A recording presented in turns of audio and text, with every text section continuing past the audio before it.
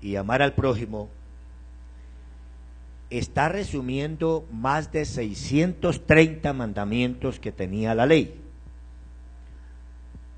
Los mandamientos de Dios primero son en sentido vertical de Dios hacia nosotros, y por eso Él debe ocupar el primer lugar.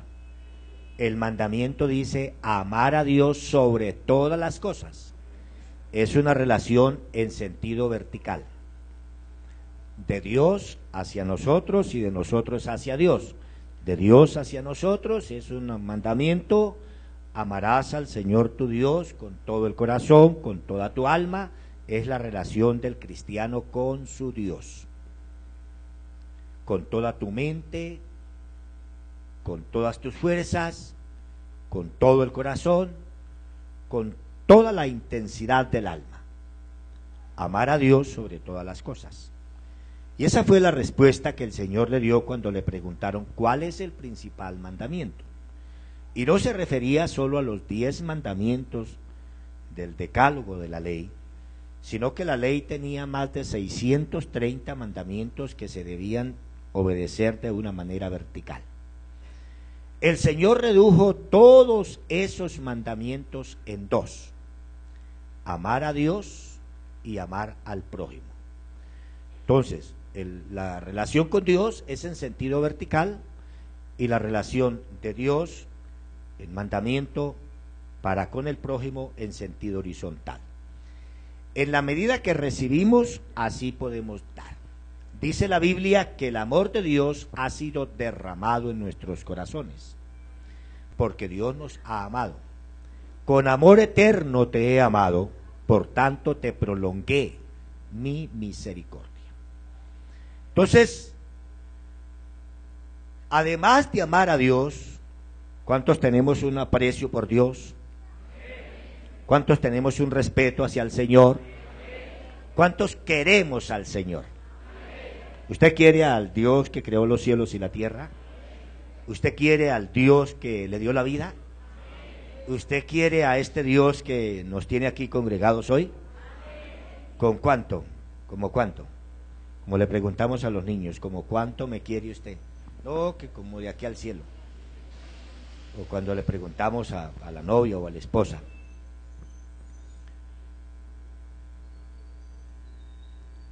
Con amor eterno te he amado, dice el Señor. Y dice, en esto consiste el amor. No que nosotros hayamos amado a Dios, sino que Él nos amó primero. Primero, el amor de Dios para con nosotros. Y en la Biblia, lo que el Señor Jesús enseñó fue basado en el Antiguo Testamento. Cuando dice de amar al prójimo como a sí mismo, amarás al Señor tu Dios y al prójimo como a sí mismo. ¿Cuánto nos amamos a sí mismos? Bueno, hay personas que no se aman y entonces hasta se dan coscorrones. Y lo vi hace unos días en el centro de Bogotá y estaba ahí por la Séptima con Jiménez, cuando un señor de unos 30 años aproximadamente, dándose coscorrones en la cabeza y tenía heridas y se daba contra la pared. Y yo dije, este hombre lo está atormentando un espíritu, que no lo deje en paz. Y se fue caminando, se fue allá, se retiró, pero se estaba castigando a sí mismo, se estaba lacerando.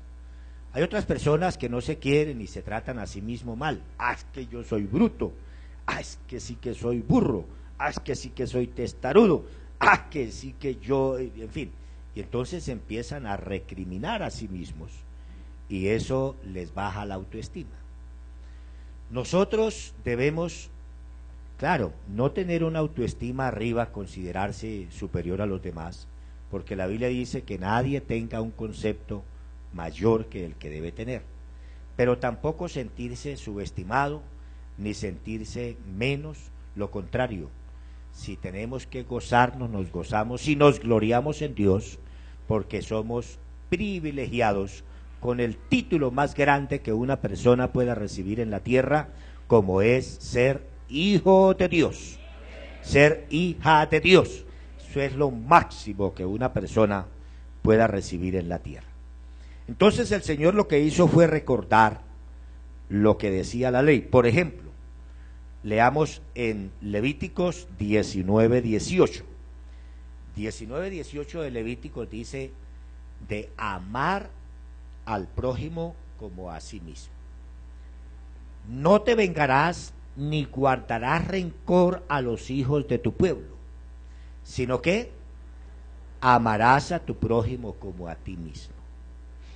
Y esto implica, hermanos, y nos da a nosotros una enseñanza muy grande. La Biblia dice que si alguno no ofende en palabras, es varón perfecto. Todos quizá hemos ofendido en algún momento, ¿o no? No sé cuántos esposos hayamos ofendido a nuestra esposa. No sé cuántas esposas hayan ofendido a su esposo con palabras. Cuántos padres hayan ofendido a sus hijos con palabras. Cuántos hijos hayan ofendido a sus padres. Pero lo que la Biblia nos enseña es que debemos perdonar. Y mucho menos tener en el corazón la intención de vengarse. Como a mí me dio 5, yo le voy a devolver 10. No, Dios nos guarde.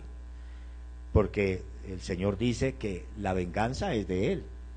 Nosotros dejamos todo en las manos del Señor y el Señor es quien nos cuida y quien responde por nosotros. Usted no se ponga a alegar, ni se ponga a responderle a la vecina con las mismas palabras, no se iguale a lengua con ella, no, usted ore a Dios por ella, usted no se iguale a quien lo trata mal, no, Dios lo bendiga, cálmese, perdone, usted sea humilde y agache la cabeza, porque eso es lo que el Señor nos manda, que el que se humilla será enaltecido, pero el que se enaltece, Dios lo humilla. Entonces nosotros debemos es hacer lo que el Señor nos manda. Este texto, hermanos, ojalá que nos lo pudiéramos aprender de memoria. Leámoslo todos. No te vengarás ni guardarás rencor a los hijos de tu pueblo, sino amarás a tu prójimo como a ti mismo. Dos amigos estaban compartiendo la vida y que bueno, no, y cómo le parece que mi amigo, y estábamos compartiendo y no, él de un momento a otro se ensañó conmigo y me pegó y le mostraba la cara y bueno, y los moretones, y el amigo le pregunta, ¿y usted no se vengó? Y le contesta entonces, no, es que donde no me venga, me mata.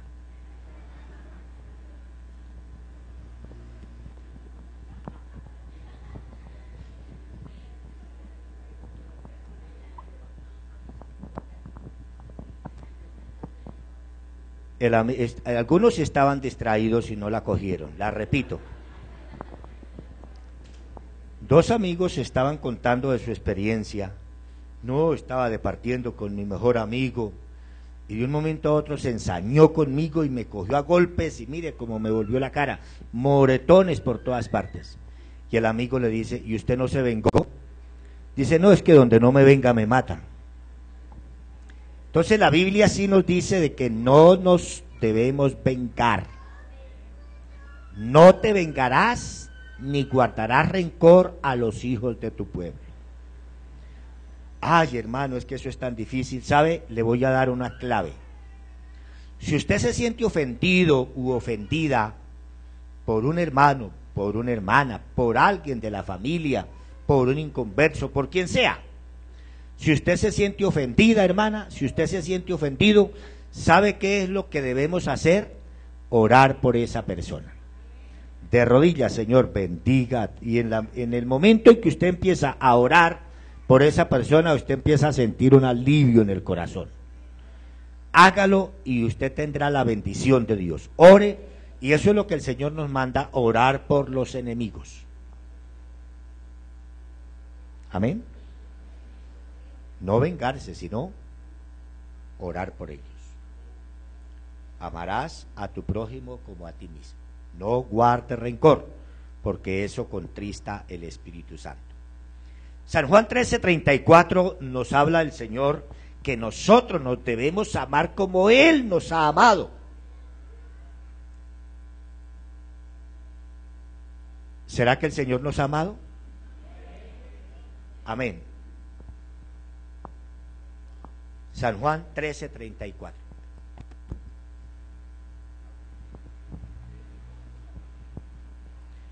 Miren, hermanos, ¿cuántos alcanzan a leer? Un mandamiento nuevo os doy. ¿Quién está hablando? El Señor Jesús. ¿Y cuál es el mandamiento nuevo?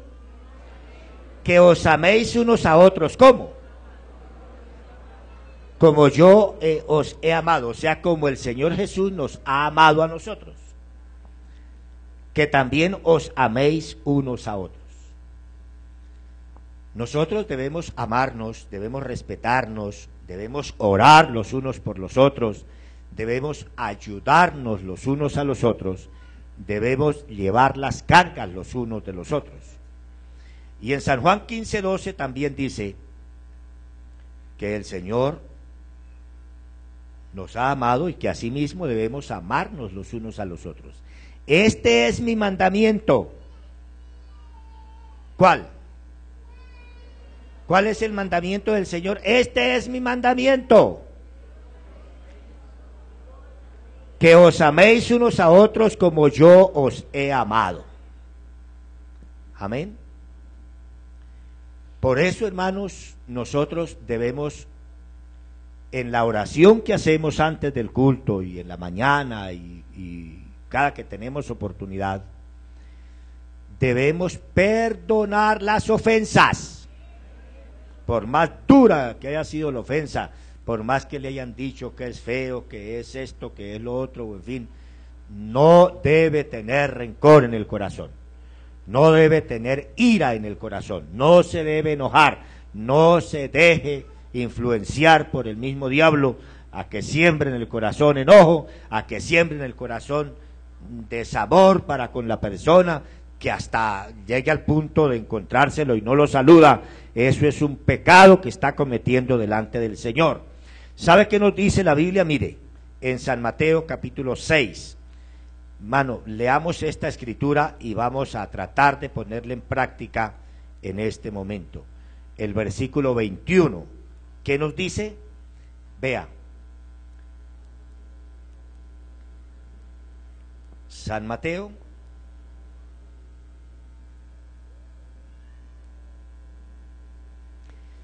capítulo 6, versículo 1. ¿Qué dice?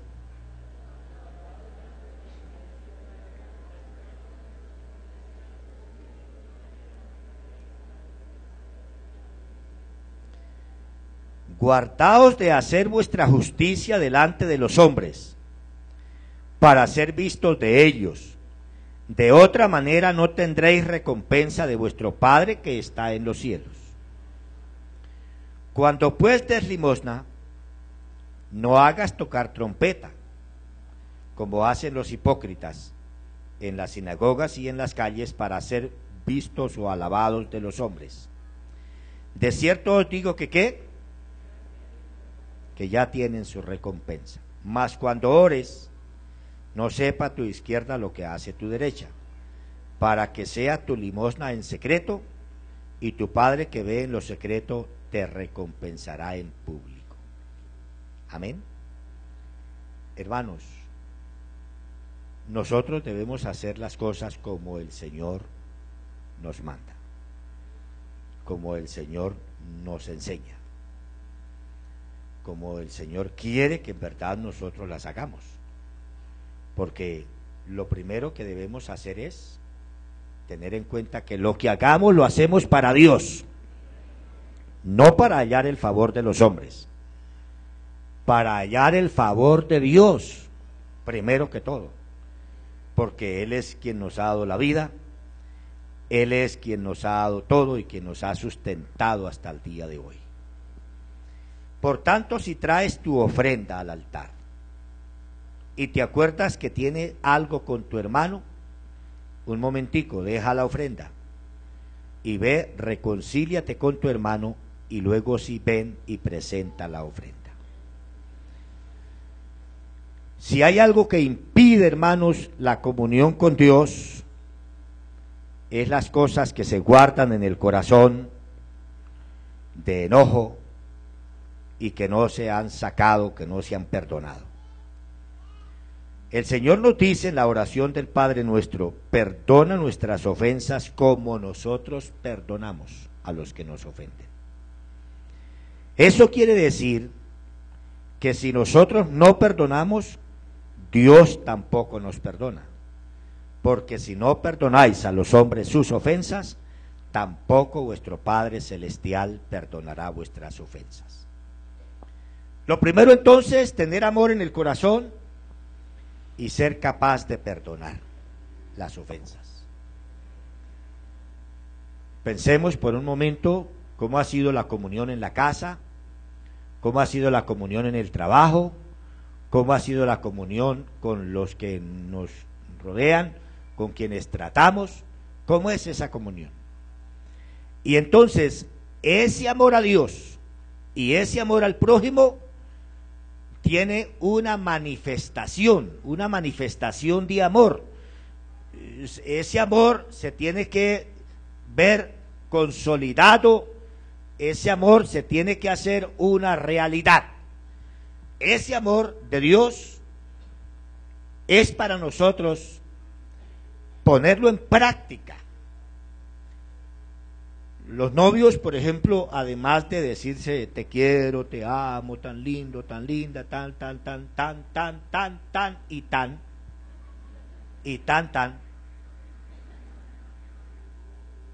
quieren demostrar su cariño trayendo una chocolatina, por lo menos, ¿sí o no? ¿Sí?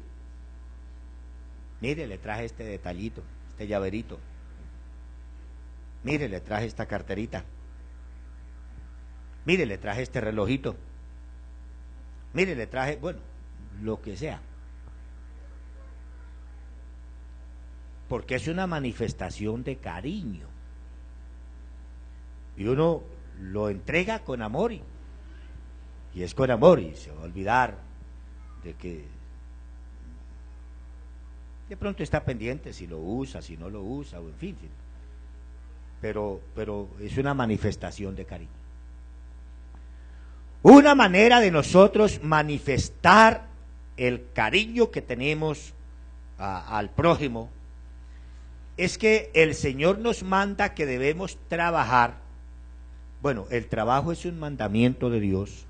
Con el sudor de tu frente ganarás el pan hasta que vuelvas a la tierra, porque polvo eres y en polvo te convertirás.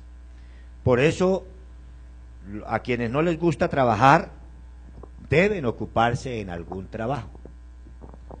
Deben ocuparse en algún trabajo, porque eso es mandato de Dios. A las que no les gusta trabajar, deben ocuparse en algún trabajo. Hoy por hoy hay mucho desinterés en algunos por el trabajo. Quieren un trabajo livianito, quizá digital, no solamente, y que les paguen bien. Pero no quiere hacer ningún trabajo que tenga algún esfuerzo, porque, ay, se me parte la uña. ¿Pasa o no pasa? Ay, que no, yo sí, no, yo me caso con usted, pero entonces desde el comienzo usted me va a ayudar con alguien que nos haga el oficio. Y entonces ella no quiere hacer absolutamente nada. No, mamás, enseñen a sus hijas a atender la casa. Yo no sé cuántos de ustedes, les hablo del siglo pasado, han oído de la casa hogar, ¿cómo es que se llama?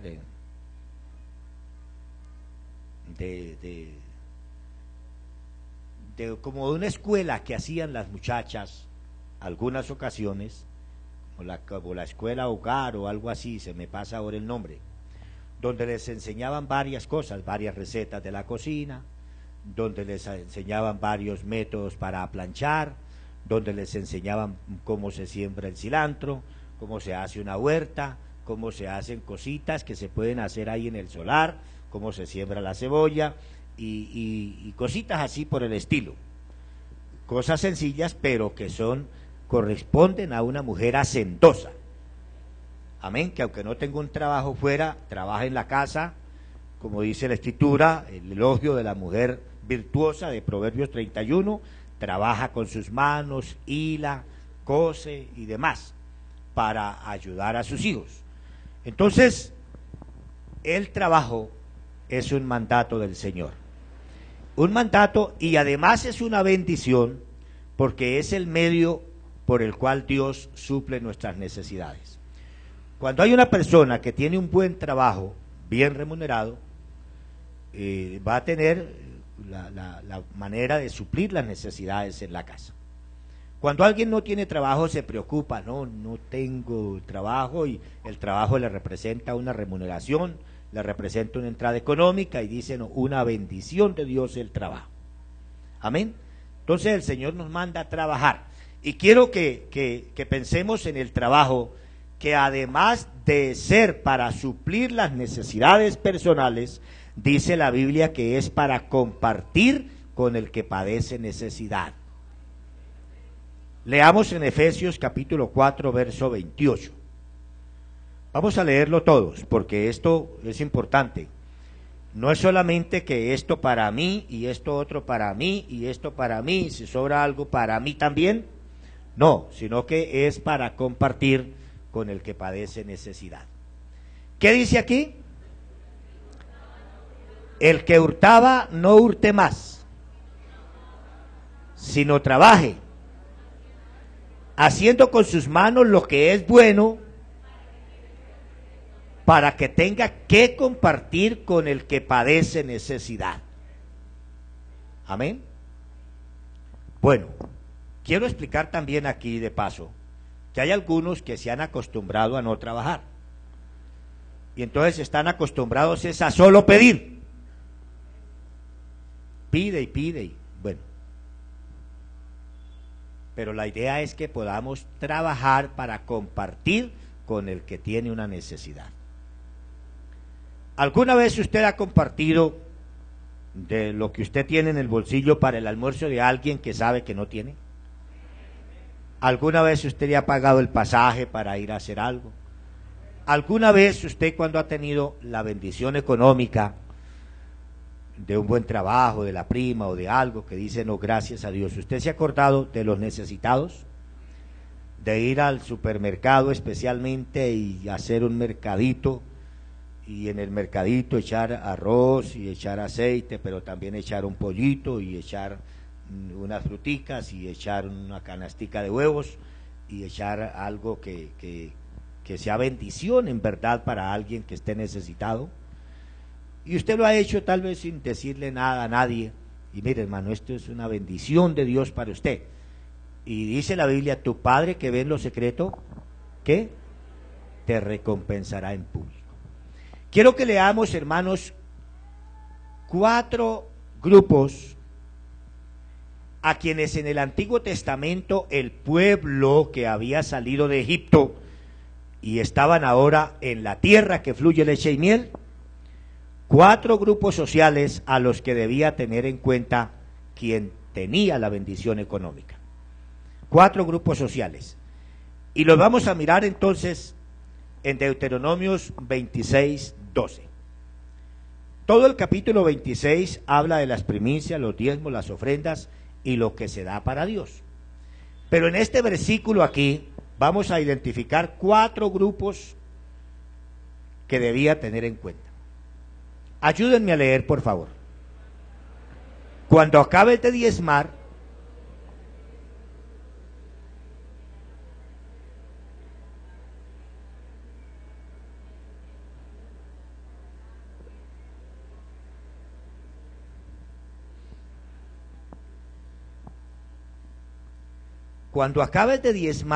todo el diezmo de tus frutos en el año tercero, el año del diezmo, darás también ¿a quién? ¿A quién? ¿A quién? Ahí va mejorando. ¿A quién? ¿A quién, hermanos? Al levita. ¿Y quién sigue? Al extranjero. ¿A quién más? Al huérfano. ¿Y a quién más? ¿Cuántos grupos hay ahí? ¿Cuáles son? Amén. Al levita, ¿por qué? ¿Quién era el levita? El sacerdote, ¿sí o no? Todos los sacerdotes eran los hijos de Leví. Leví, hijo de Jacob, y los hijos de Leví, el gentilicio es levitas, y todos los levitas eran los sacerdotes. Todos los sacerdotes tenían que ser de la tribu de Leví. O sea que lo primero era al levita, que se ocupaba en los sacrificios del altar, en los sacrificios que había que hacer por la ofrenda. Cuando el pueblo pecaba, entonces traía un cordero, ese cordero era sacrificado, mientras que el animal estaba siendo muerto, degollado, y la sangre estaba derramándose. Entonces el pecador que había traído la ofrenda en expiación por el pecado colocaba la mano sobre la cabeza del cordero, y el sacerdote untaba de sangre ahí una parte, incluyendo la vida de él, y entonces el Señor cubría el pecado. Y eso estaba simbolizando lo que el Señor Jesús iba a hacer. Nosotros pusimos nuestra mano sobre este cordero manso, inocente, y que mientras que él estaba siendo sacrificado, entonces dice la Escritura que como cordero fue llevado al matadero, delante de sus trasquiladores enmudeció y no abrió su boca. Cuando lo maldecían, él decía: Padre, perdónalos porque no saben lo que hacen, porque ese cordero tipificaba a Jesús de Nazaret, a quien identificó Juan cuando dijo: este es el Cordero de Dios que quita los pecados del mundo. Una alabanza al Señor. Aleluya. Jesús de Nazaret. Entonces, los levitas en este tiempo, hablando ahí comparativamente, son los pastores.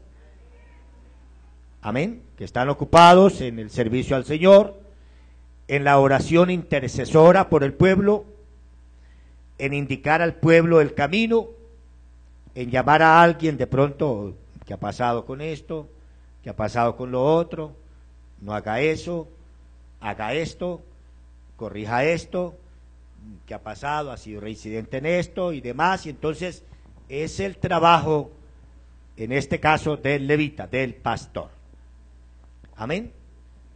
Y además, porque la palabra de Dios dice en el versículo, en este versículo, que los diezmos el Señor los ha dado a los levitas, porque los diezmos son de Dios. Levíticos 27:30, el diezmo de la tierra, el diezmo del negocio, el diezmo de todo lo que recibe de Jehová es cosa dedicada a Jehová. Y entonces aquí, si usted lee detenidamente el capítulo 26, dice que el Señor da los diezmos a los levitas, a los pastores en este tiempo. Y eso tiene un orden. Los hermanos traen los diezmos al alfolí, que quiere decir a la cena o bodega, al lugar donde se recogían la cosecha. Y los hermanos ahora traen los diezmos al alfolí. Los encargados de manejar el tesoro cuentan los diezmos, sacan el diezmo de diezmo, sacan el 5% para nivelación, sacan el 6% para lo de Corpenta Unida, el 21%, luego saca un porcentaje para el fondo local, y lo que le queda entonces es para el sostenimiento del pastor. Todo tiene un orden en el temor del Señor. El otro grupo del cual habla es ¿cuál? Los extranjeros. Y dice: porque extranjeros fuisteis en Egipto. Y los que han salido del país saben que en otro país se siente la persona en cierta manera como insegura y con ciertos temores. Y si es en el norte, mucho más. Y si es en Europa, por el prestigio que con los colombianos tenemos en el exterior, entonces somos vistos como un bicho raro, con desconfianza. Pero hermanos, el Señor nos dice que debemos apoyar a los extranjeros, que no conoce el lugar, que no conoce, que no sabe. Pudiéramos tratar de asimilar con los desplazados que se tuvieron que venir dejando sus tierras por amenazas o por más. Debemos nosotros orar por ellos y en cuanto sea posible apoyarlos también. Al otro grupo, ¿a cuál es? Al tercero, los huérfanos. Los huérfanos, claro, la Biblia dice que Dios es el padre de huérfanos y quien sustenta a la viuda. Pero los huérfanos carecen de padres que los cuiden, carecen de padres que los apoyen, carecen de padres que los eduquen, que los apoyen. A veces se van a trabajar o a vivir allá con el tío o a vivir con los abuelos, y no es lo mismo que tener sus padres, sus progenitores, que los apoyen y que no tengan que trabajar desde niños y demás. Entonces la Biblia nos recomienda a los huérfanos, y eso es un mandato del Señor. El otro grupo es, ¿a quién? A las viudas, a las viudas. Y esto ha sido algo que el Señor ha tenido muy en cuenta. En el Antiguo Testamento le recomendó a su pueblo a las viudas. Y miren ustedes, en el Nuevo Testamento dice: sea puesta en lista la viuda no mayor de 60 años, que tenga buen testimonio, que sea ejemplo, porque hay algo otras que, impulsadas por sus deseos, quieren casarse y entonces incurren en condenación. ¿Quieren que recordemos esta cita, hermanos? En 1 Timoteo capítulo número 6. Vamos a leerlo, hermanos, para recordarlo. El Señor tiene cuidado de los huérfanos y tiene cuidado también de las viudas.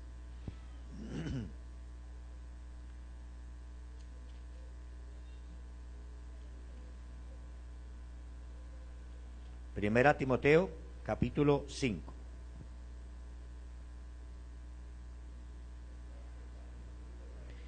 Versículo número 7. Dice: manda también estas cosas para que sean irreprensibles. Porque si alguno no provee para los suyos, y mayormente para los de su casa, ha negado la fe y es peor que un incrédulo.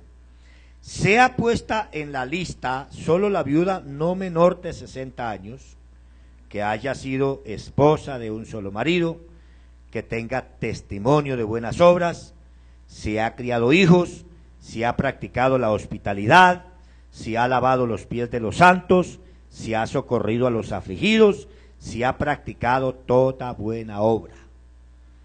Entonces aquí el cuidado para las viudas era algo especial aún en el Nuevo Testamento.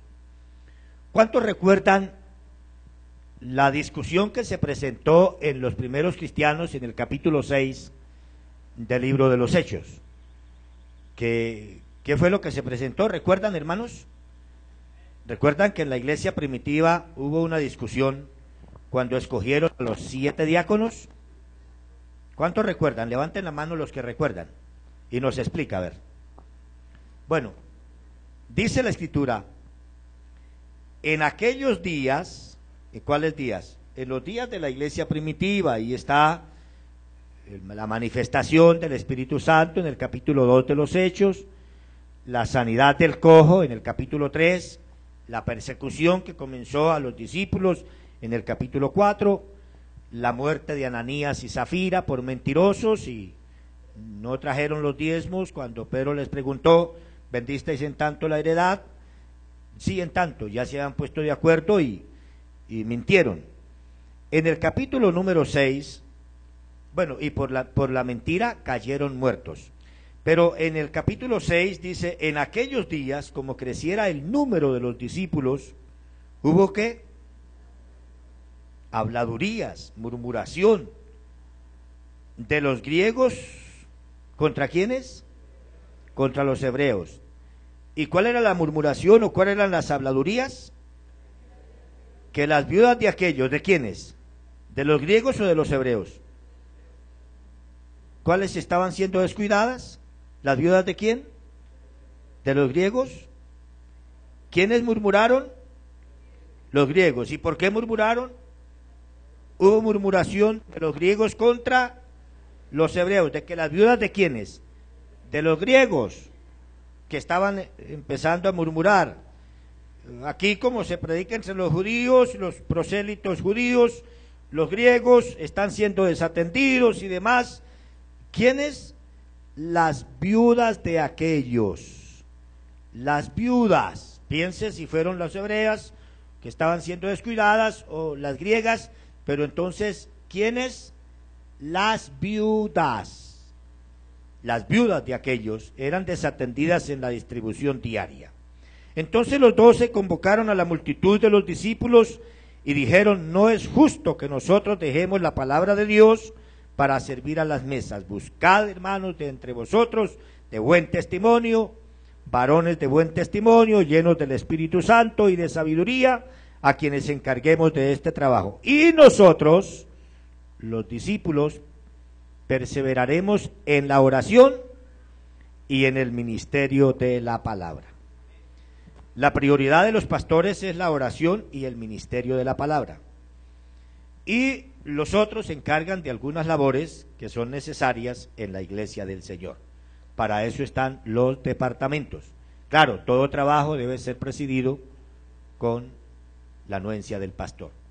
Pero entonces aquí hay 4 grupos bien interesantes a los que cada uno de nosotros debemos tener en cuenta. Ahora, todos nosotros estamos invitados a hacer la obra de Dios. Todos nosotros debemos amar a Dios y a su obra, y todos nosotros debemos contribuir para los necesitados. Ninguno se ha de escabullir, ninguno ha de tratar de hacerse para un lado, porque esto no es para los hombres, sino que esto es para Dios. Leamos lo que dice Deuteronomio 16:17. Cada uno con la ofrenda de su mano. Ninguno se va a presentar con las manos vacías, ninguno. Cada uno con la ofrenda de su mano. Cada uno con la ofrenda de su mano, conforme a la bendición que Jehová tu Dios te hubiere dado. La ofrenda no es igual para todos. Es conforme a la bendición que Dios le haya dado. El hermano que se gana un salario mínimo tendrá, no sé, 1,000, 2,000 pesitos de la ofrenda, pero el que se gana 3 salarios mínimos, o el que se gana 4 salarios mínimos, en su negocio, en su trabajo, la ofrenda debe ser, ¿cómo? A ver, léalo usted para que lo tengamos todos bien en cuenta. ¿Conforme a qué? A la bendición que Jehová tu Dios te hubiere dado. Y lo mismo pasa con los votos pro tempore. No es igual para todos. Hemos sugerido un mínimo, pero tiene que ser conforme a qué? Conforme a la bendición que Dios le haya dado. Leamos en Hechos capítulo 15, versículo 29. Hechos 15, 29. Hechos 11, creo, 11 o 15, 11. Hechos 11, 29, ¿qué dice?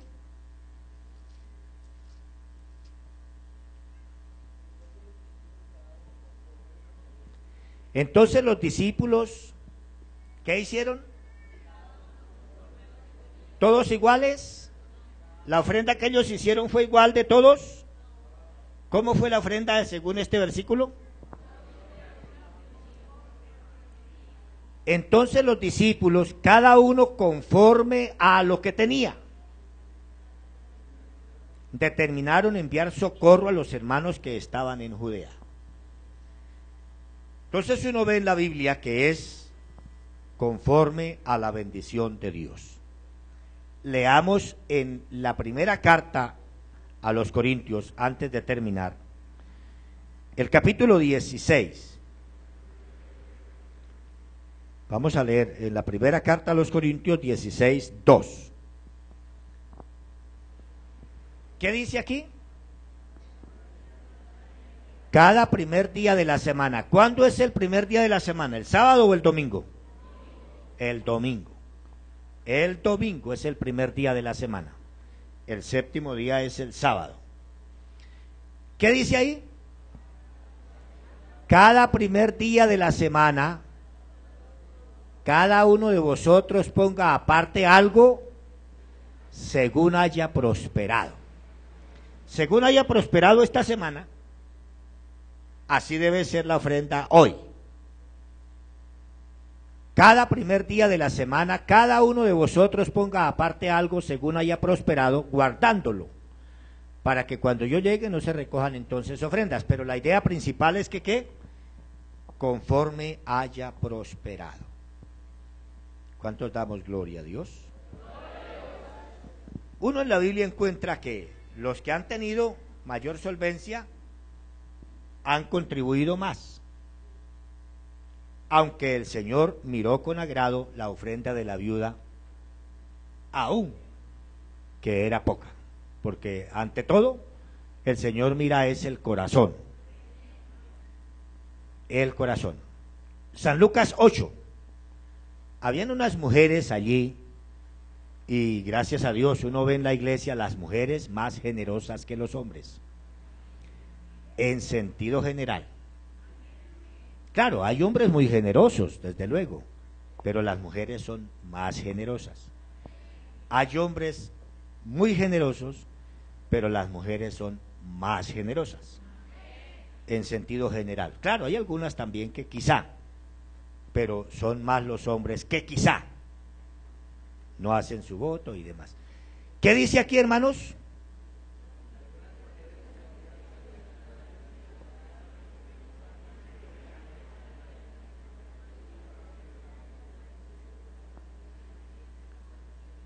Algunas mujeres que habían sido sanadas de espíritus malos y de enfermedades. ¿Cuántos tenemos gratitud con el Señor por lo que Él ha hecho en nuestras vidas? ¿Cuántas hermanas están agradecidas con el Señor por lo que el Señor les ha sanado las enfermedades? Aquí estaba María, que se llamaba Magdalena, de la que habían salido 7 demonios. El verso 3, ¿qué dice? Juana. ¿Quién era Juana? Mujer de Chuza. ¿Y quién era Chuza? Intendente de Herodes, un alto dignatario. Estaba Susana y otras mujeres. Aquí estaba la otra, la otra y muchas otras. ¿Qué hacían? Que servían al Señor de sus bienes. ¿Cómo es el lema de la iglesia en la cabaña? A Dios se le sirve.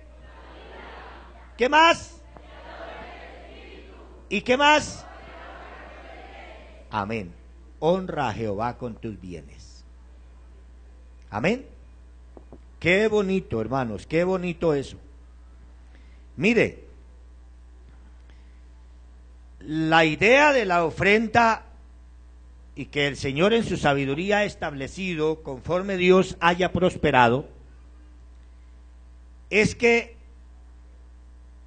la abundancia vuestra supla la necesidad del otro. Segunda a los Corintios capítulo 8 versículo 14. La abundancia vuestra supla la necesidad del otro.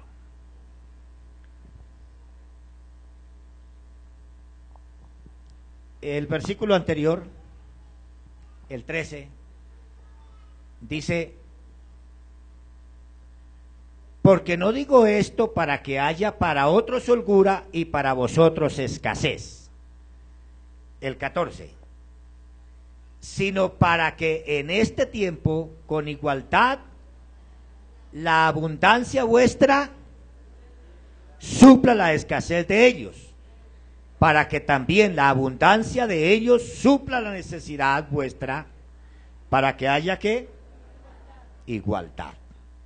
La abundancia vuestra ha de suplir la necesidad del otro. Y hermanos, mire, les voy a testificar una cosita. ¿Me guardan el secreto aquí entre nosotros los 200, 300? ¿Cuántos hay aquí?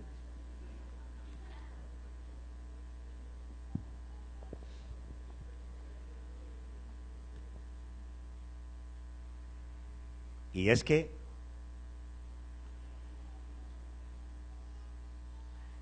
a veces,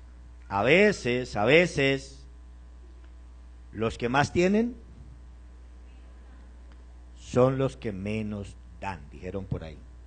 Son los que menos contribuyen, son los que menos aportan. Y uno mira el listado de los votos pro templo y algunos no están ahí. Y uno sabe, no, vea cómo Dios lo ha bendecido y él.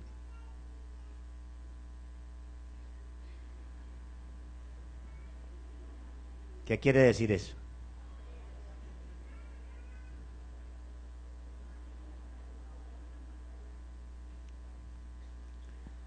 Leamos en la primera carta a Timoteo 6, 17 y 18. Lo que Dios manda a los que les ha dado, porque es que recordemos que lo que nosotros tenemos no es nuestro. Lo que nosotros tenemos es de Dios. Nosotros únicamente lo administramos, pero entonces manda a los ricos de este mundo, a los ricos de este siglo, ¿qué les manda? Que no sean orgullosos, ricos.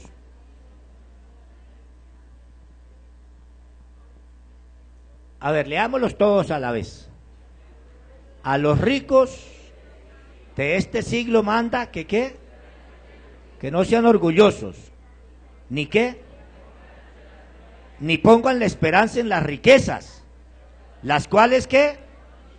Son inciertas, sino en el Dios vivo, que nos da todas las cosas en abundancia, para que las disfrutemos.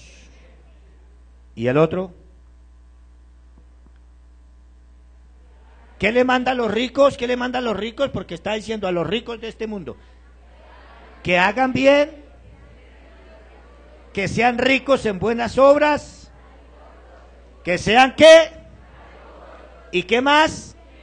Generosos. ¡Qué bendición! Un aplauso al Señor. ¡Aleluya!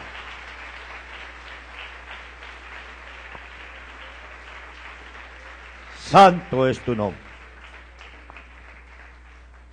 Esta sí es la última cita. Segunda a los Corintios 9:6.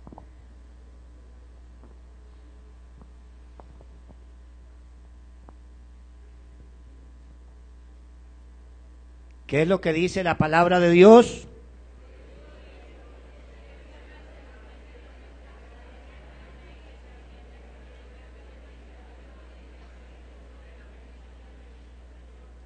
Pero esto digo, el que siembra escasamente también segará escasamente, y el que siembra generosamente, generosamente también segará.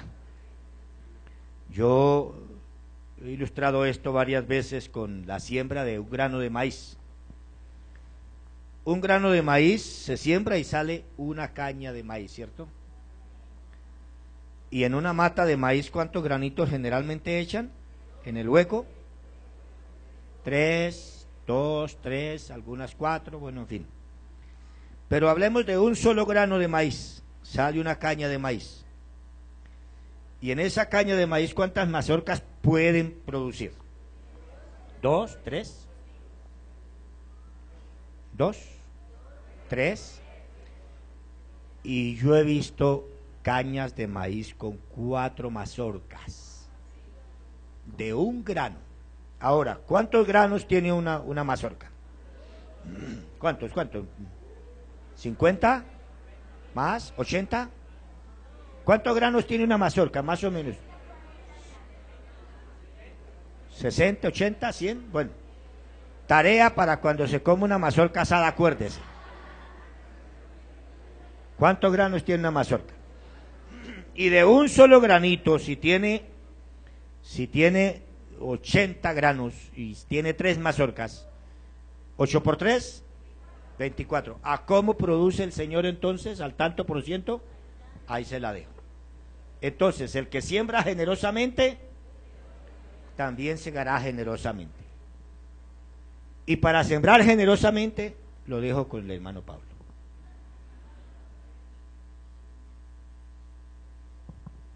Amén, hermanos. Creo que el mensaje ha sido claro, ¿cierto? Como que da un regocijo en el corazón saber que